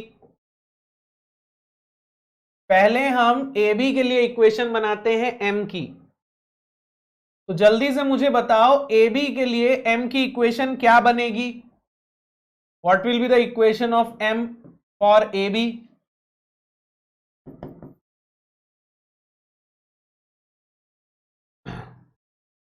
मेरे भाई मैकॉले मेथड क्या था, पहले मुझे है ना थोड़ा सोच के बताओ, ठीक है? मैकॉले मेथड क्या था?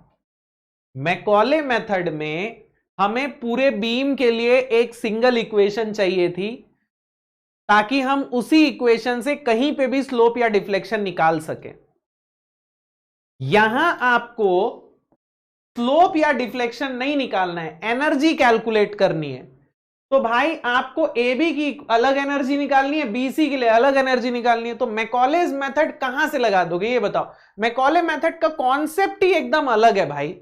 मैकॉले मेथड अलग ही चीज है, वहां स्लोप डिफ्लेक्शन निकाल रहे हो, एक बारी में आपको यहां का स्लोप चाहिए रहेगा, या तो यहां का चाहिए रहेगा, या तो यहां का चाहिए रहेगा। तो एक सिंगल इक्वेशन लगा रहे थे ताकि एक ही इक्वेशन से पूरी बीम का काम चल जाए। यहां एनर्जी कैलकुलेट कर रहे हो, पहली बात तो आप किसी एक पॉइंट की एनर्जी नहीं निकालते हो, आप पूरी बीम की एनर्जी निकाल रहे हो। तो आपको यहां पूरे बीम की एनर्जी कैलकुलेट करनी है, ए बी की निकालनी है, बीसी की निकालनी है, पूरी ए से सी तक निकालनी है। समझ में आया? चलो तो मुझे बताओ यार, ए बी के लिए मोमेंट की इक्वेशन क्या बनेगी? यहां हम लोग ना लोड को किलो न्यूटन में रहने देते हैं, डिस्टेंस को मीटर में रहने देते हैं, यहां यूनिट चेंज नहीं करेंगे, क्योंकि EI अपने को किलो न्यूटन मीटर स्क्वायर में ही दिया है, तो यूनिट चेंज करने की जरूरत नहीं है, इसको किलो न्यूटन और मीटर में ही रहने दो। तो ये हो जाएगा -3x हो जाएगा। और यहां x कहां से कहां तक वेरी करेगा, जल्दी से मुझे बता दो, x कहां से कहां तक वेरी करेगा? x वेरी करेगा 0 से लेके 1 मीटर तक। कैसे? अगर मैं A पॉइंट पे देखूंगा तो x की वैल्यू रहेगी 0, और अगर मैं B पॉइंट पे देखूंगा तो x की वैल्यू रहेगी 1। तो A से लेके B तक x कैसे वेरी कर रहा है? 0 to 1, ठीक है? चलो अब हमें बीसी के लिए इक्वेशन बनानी है और यहां आता है सबसे इंटरेस्टिंग पार्ट, और शायद कंफ्यूजिंग इसलिए क्योंकि बुक्स में इस चीज को ढंग से समझाया नहीं जाता। लेट मी टेल यू, इस चीज की वजह से मैं अपने इंजीनियरिंग के टाइम पे ना बहुत परेशान हुआ था, बट मैं नहीं चाहता आप परेशान हो, इसलिए मैं आपको ये पूरा एक्सप्लेनेशन दूंगा। अगर मुझे बीसी में बेंडिंग मोमेंट की इक्वेशन बनानी है तो मैं बीसी में एक सेक्शन लूंगा, लेकिन अब मेरे पास ना दो चॉइस है। अब ये दो चॉइस क्या है, ध्यान से सुनिएगा। अगर मुझे x कंसीडर करना है, x, जैसे पिछली बार मैंने x कहां से लिया था, पिछली बार मैंने x लिया था a से। इस बार मेरे पास चॉइस है, इस बार मैं चाहूं तो x a से भी ले सकता हूं, चाहूं तो x b से भी ले सकता हूं। आप बोलोगे दोनों में फर्क क्या है, तो आपको यहां बेंडिंग मोमेंट और लिमिट दोनों में थोड़ा डिफरेंस देखने को मिलेगा। m की इक्वेशन भी थोड़ी सी अलग बन सकती है, लिमिट भी अलग आएगी, लिमिट तो डेफिनेटली अलग आएगी, m की इक्वेशन कभी कभी सेम भी बन जाती है, लेकिन आपको आंसर सेम मिलेगा। आप चाहे ऐसे सॉल्व करो या ऐसे सॉल्व करो, आंसर आपको सेम मिलेगा। इस चीज को लेके मैं अपने इंजीनियरिंग के टाइम में इतने परेशान हुआ था, क्योंकि किसी किताब में ऐसे करता था, किसी किताब में ऐसा करता था, और कहीं पे भी ना एक्सप्लेनेशन नहीं था। ऐसी कोई किताब नहीं थी जहां ये दोनों तरीकों से करके बताया हो कि भैया दोनों से आंसर सेम आएगा। मैं इतना कंफ्यूज था कि भाई किसकी मानूं किसकी नहीं मानूं। फिर मैंने एक काम किया, मैंने ना एक ही सवाल को दोनों तरीकों से बनाया, तब मुझे पता चला कि फर्क नहीं पड़ता कि आप ऐसे करो या ऐसे करो। ठीक है, चलिए अब यहां m की इक्वेशन बनाते हैं। तो अगर मैं इस केस में m की इक्वेशन बनाऊं तो क्या बनेगी बेटा, ये बनेगा -3x -5 इंटू x -1। इसको सॉल्व करने पे this will become -3x -5x +5, यानी कि -8x +5, है ना? यस। अब यहां मोमेंट की इक्वेशन क्या बनेगी, यहां मोमेंट की इक्वेशन क्या बनेगी, अगर मैंने x को b से लिया तो ये हो जाएगा -3 इंटू एक्स +1, है ना? 3 किलो न्यूटन का डिस्टेंस कितना हो जाएगा, x +1 -5x। तो m of BC will be -3x -3 -5x। तो m ऑफ BC आ रहा है -8x -3। तो यहां आ रहा है -8x +5, यहां आ रहा है -8x -3। तो आपको मोमेंट की इक्वेशन में थोड़ा चेंज देखने को मिल रहा होगा। अब यहां आपको लिमिट क्या मिलेगी, मुझे जल्दी से बता दो, लिमिट क्या मिलेगी,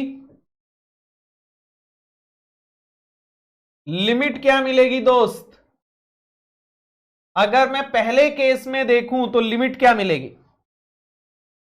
अगर मैं पहले केस में देखूं तो लिमिट क्या होगी? देखो यहां मैंने x को a से कंसीडर किया है, ठीक है, थोड़ा सोच समझ के बोलना, सोच समझ के बोलना, ओके।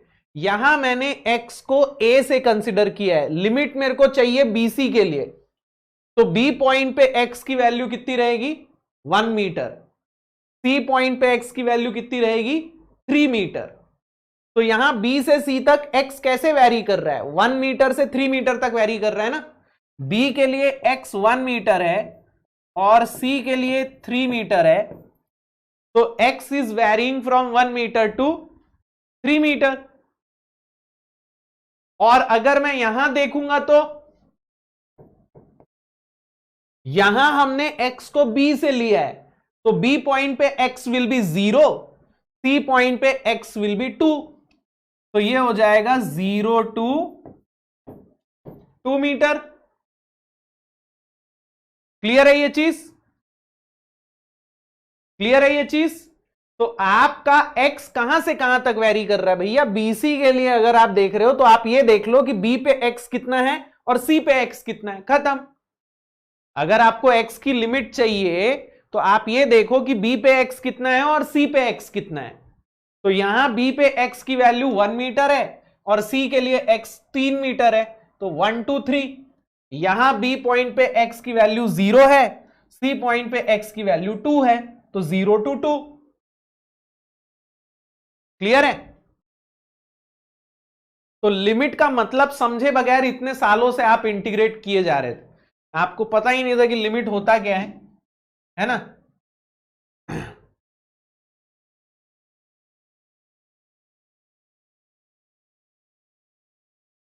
चलो, तो आगे बढ़ते हैं। अब हम u कैलकुलेट करेंगे।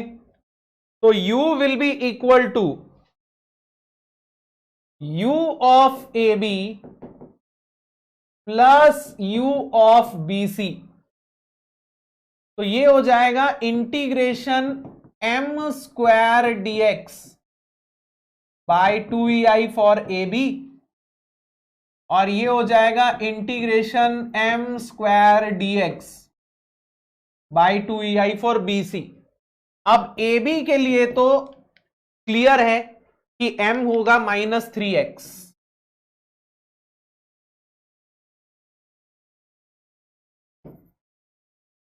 ठीक है, और लिमिट हो जाएगी अपनी कितनी? 1 से 3।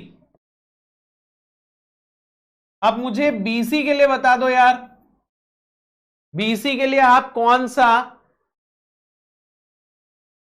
ऑप्शन चूज करना चाहते हो? आप फर्स्ट वाली इक्वेशन यूज करोगे या सेकंड वाली इक्वेशन यूज करोगे? बीसी के लिए आप ये यूज करोगे या ये यूज करोगे?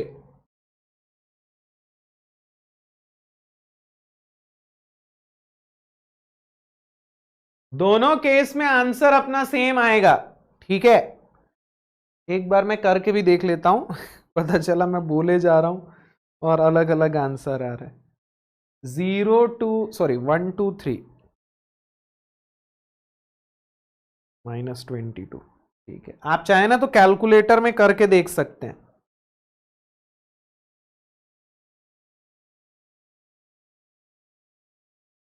यस, आप इसके स्क्वायर को इंटीग्रेट कीजिए 1 2 3, इसके स्क्वायर को इंटीग्रेट कीजिए 0 2 2, दोनों में सेम आंसर आ रहा है।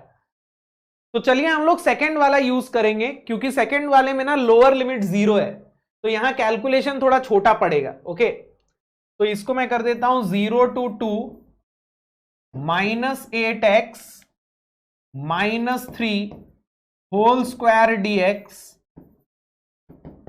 Divided by 2ei।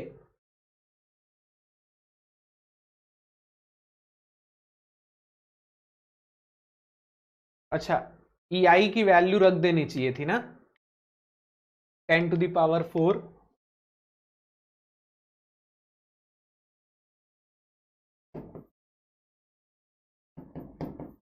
अब यहां हमें किस यूनिट में आंसर मिलेगा? तो यहां हमें किलो न्यूटन मीटर में आंसर मिलेगा। ठीक है ना, अपने को न्यूटन मीटर में चाहिए, बट यहां किलो न्यूटन मीटर में आंसर मिलेगा। तो फटाफट से u की वैल्यू बताओ कितनी आ रही है? देखो यहां आपको ये 9 बाहर मिल जाएगा, 9/2 इंटू 10⁴। अंदर बचेगा x स्क्वायर dx। 0 टू कितना 3, सॉरी भाई ये क्या किया मैंने, 1 2 3 थोड़ी होगा ये, 0 टू 1 होगा ना, मैंने भी क्या कर दिया था, 0 टू 1। फिर यहां आ जाएगा ये 1/2 इंटू 10⁴ बाहर, 0 टू 2। इसको एक्सपांड कर लेते हैं तो ये हो जाएगा 64x square plus 9 plus 48x।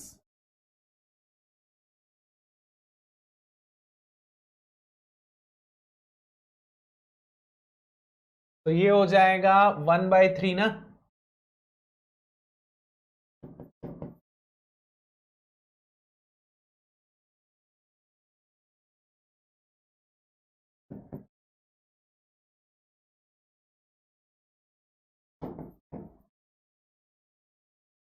This will become 64x³ by 3 plus 9x plus 48x² by 2, 0 to 2।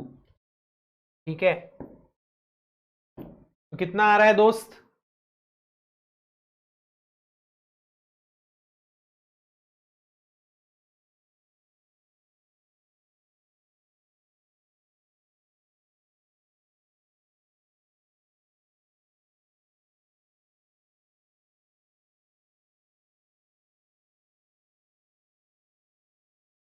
यार ये गड़बड़ क्यों आ रहा है?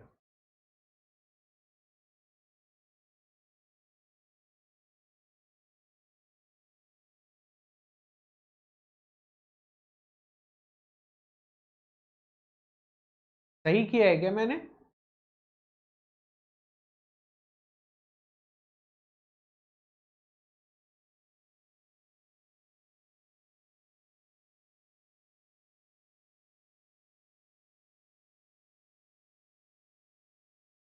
इंटीग्रेशन -8x - 3 का square 0 to 2,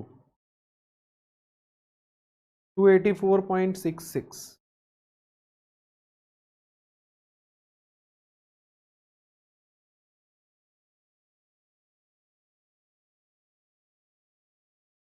plus 1/3, 285, sorry plus 3,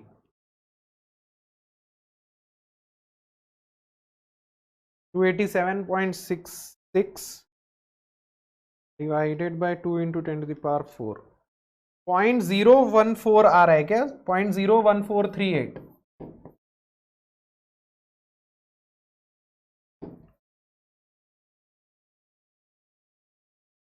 14.38 आ रहा है क्या? 14.38 न्यूटन मीटर।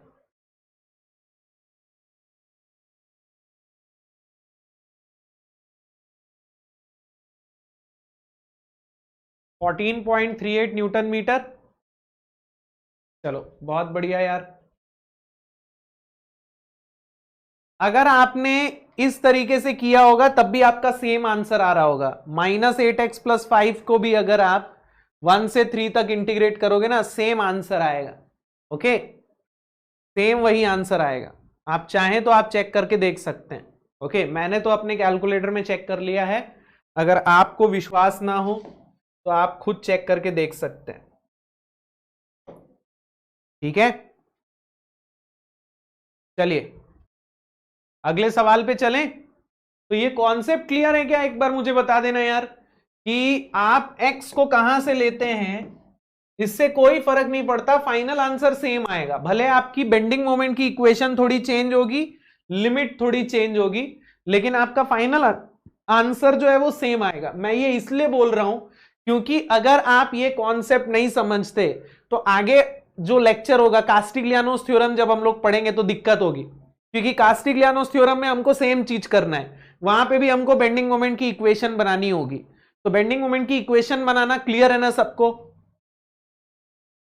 चलिए अब चलते हैं अगले सवाल की तरफ। तो अगला सवाल हमारा एक सिंपली सपोर्टेड बीम के ऊपर है।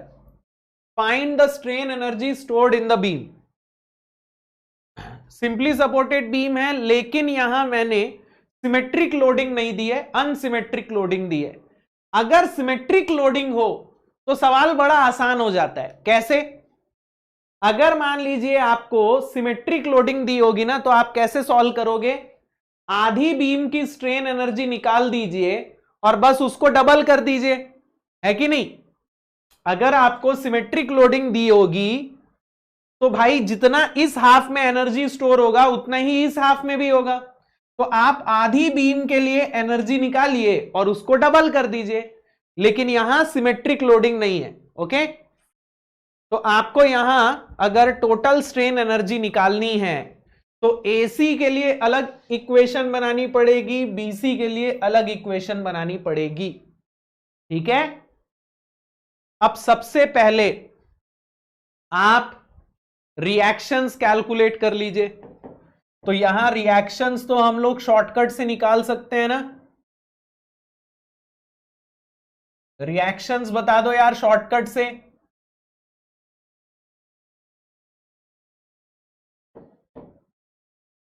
यहां कितना आएगा, 10 इंटू 3 डिवाइडेड बाई 5, 30/5 है ना। यहां का रिएक्शन कितना होगा, 10 इंटू 3 30 डिवाइडेड बाई 5 यानी कि 6 किलो न्यूटन। और यहां कितना आएगा, 10 इंटू 2 20 डिवाइडेड बाई 5 यानी कि 4 kilo Newton. 6 and 4, very good यार, वेरी गुड, बहुत बढ़िया। चलिए अब हम लोगों को ना ए बी और बी सी के लिए इक्वेशन बनानी है। अगर मुझे, सॉरी, एसी और बीसी के लिए, तो अगर मुझे एसी के लिए इक्वेशन बनानी है तो मैं इक्वेशन बनाऊंगा लेफ्ट से। एसी के लिए इक्वेशन बनाऊंगा मैं लेफ्ट से, मैं एक्स को यहां से कंसीडर करूंगा। देखिए कैंटिलीवर बीम में तो आप एक ही तरफ से इक्वेशन बना सकते थे, बट यहां लेफ्ट से भी बना सकते हैं, राइट से भी बना सकते हैं, बट एसी के लिए तो मैं लेफ्ट से ही बनाऊंगा भाई, आसान पड़ेगा ना। राइट से निकालोगे क्या, यहां मोमेंट राइट से निकालोगे क्या, 4 किलो न्यूटन और 10 किलो न्यूटन दोनों का मोमेंट निकालोगे क्या, नहीं ना, लेफ्ट से ही निकालोगे, 6 किलो न्यूटन का बस आएगा। तो आपको एसी के लिए बेंडिंग मोमेंट की इक्वेशन क्या मिल जाएगी, 6x मिल जाएगी। और x जो है एसी के लिए कहां से कहां तक वेरी करेगा, 0 से 2 मीटर तक वेरी करेगा क्या, 0 से 2 मीटर तक वेरी करेगा। अब मुझे यार बता देना, बीसी के लिए अगर मुझे इक्वेशन बनानी है, मैंने बीसी में एक सेक्शन कंसीडर किया, अब मैं इक्वेशन कहां से बनाऊं। बीसी में अगर मैं एक सेक्शन लेता हूं, मुझे बेंडिंग मोमेंट निकालना है इस सेक्शन पे, मैं लेफ्ट से निकालूं कि राइट से निकालूं, राइट से निकालोगे ऑब्वियसली, ऑब्वियसली राइट से निकालोगे। और अगर राइट से निकाल रहे हो तो एक्स भी राइट से ही लोगे।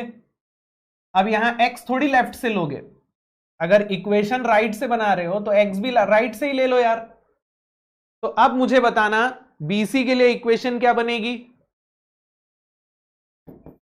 बीसी के लिए इक्वेशन बन जाएगी 4x, है ना।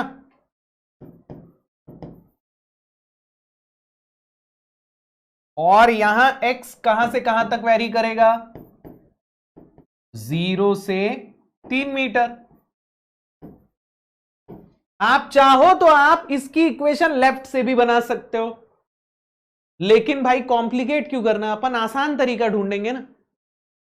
इक्वेशन आप कहीं से भी बना सकते हो, एक्स आप कहीं से भी ले सकते हो, ये आपकी चॉइस होती है। तो आप चाहोगे कि आपका सबसे आसान इक्वेशन बने। ओके भाई, आप -4x लो +4x लो, बात एक ही है। वैसे तो हमारे साइन कन्वेंशन से भी ये प्लस ही आना चाहिए, बट अब अगर आप माइनस भी लेते हो तो भी आंसर सेम आएगा। चलो अब यहां स्ट्रेन एनर्जी की इक्वेशन में वैल्यूज पुट कर देंगे। तो U will be equal to U of AC plus U of BC।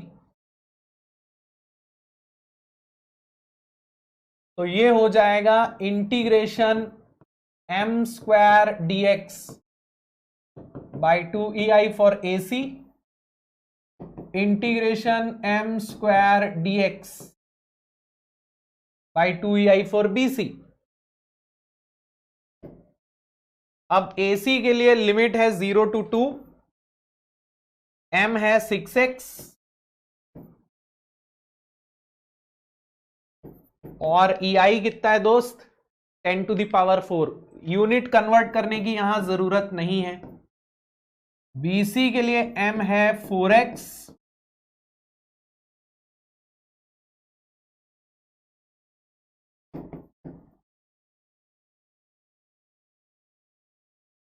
तो ये हो जाएगा 36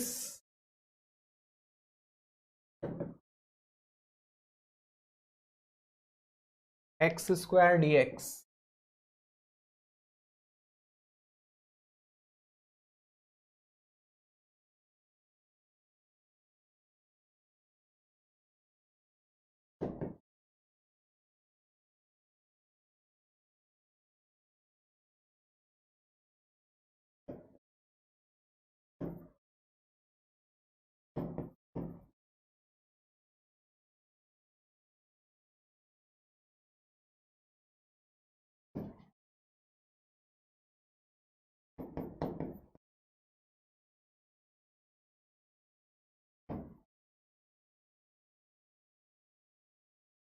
मुझे बता दो फाइनल आंसर कितना आ रहा है दोस्त, फाइनल आंसर बता दो कितना आ रहा है।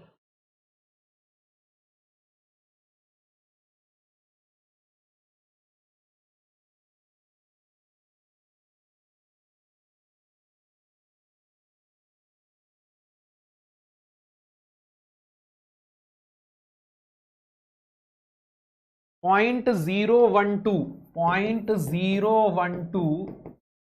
किलो न्यूटन मीटर या फिर 12 newton metre.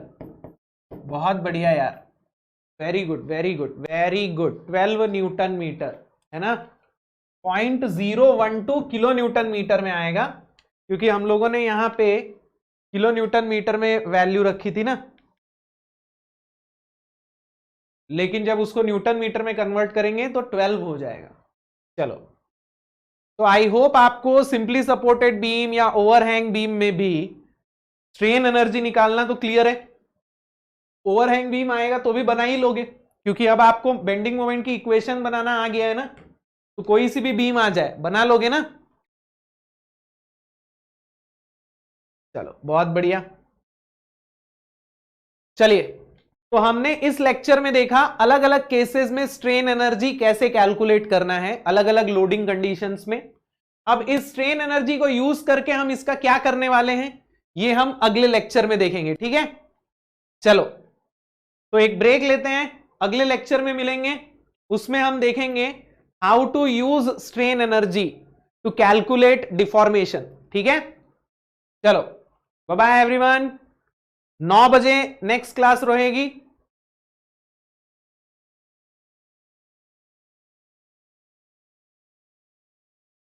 9 PM sharp 9 PM।